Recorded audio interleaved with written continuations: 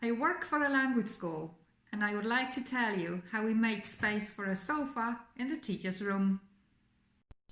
When I got my first job in the UK as a director of studies at a summer school centre, I felt very proud of my title and I was excited to meet new people, make new friends and polish my management skills.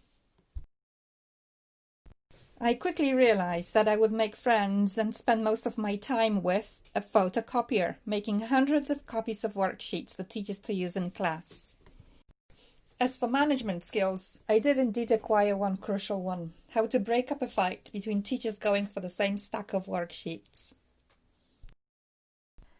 It turned out that I was so good at photocopying, stapling, sorting, collating that my temporary summer job turned into a permanent one, and I was put in charge of the academic department. This was my opportunity to put into practice my great idea of designing a syllabus based on online resources. A large part of language teaching is exposing students to content or language input and manipulating it so that it becomes comprehensible and memorable.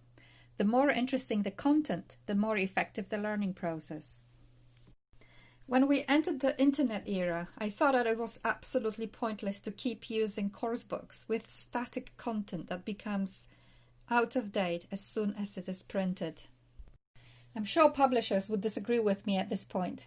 I admit that there is still a place for course books, but not on a summer school course for teenagers.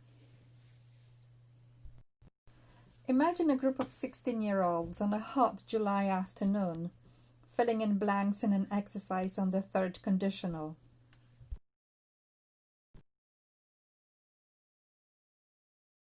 What do most kids expect from a summer school course in the United Kingdom? They expect to develop their spoken fluency and use as much authentic English as possible. Would it make sense to ask them to pore over course book pages or worksheets? So we gave students tablets to use in class. We introduced videos, interactive exercises, online research, and most of all up-to-date content that teachers used as a starting point for a lot of lively communication in class. The beginnings were not so easy though. As you might imagine, there was some opposition. I myself was one of those teachers who felt secure with a course book and worksheets. Also, there was the usual fear of technology.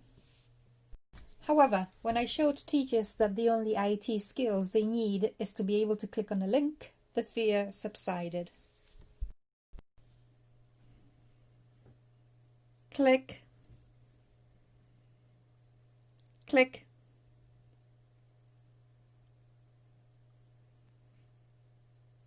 Click. Click. And to ease teachers into the new system, we eliminated the use of paper and stages until we reached a point where all lesson material was digital.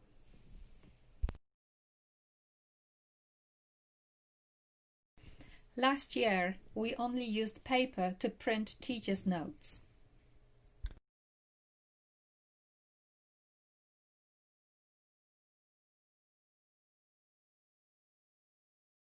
This year, we thought teachers would be better off with a cup of coffee in their hand rather than a stack of papers.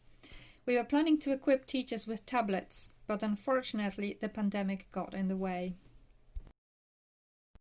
Last year, before the summer season, we removed the photocopier from the staff room to make space for a sofa.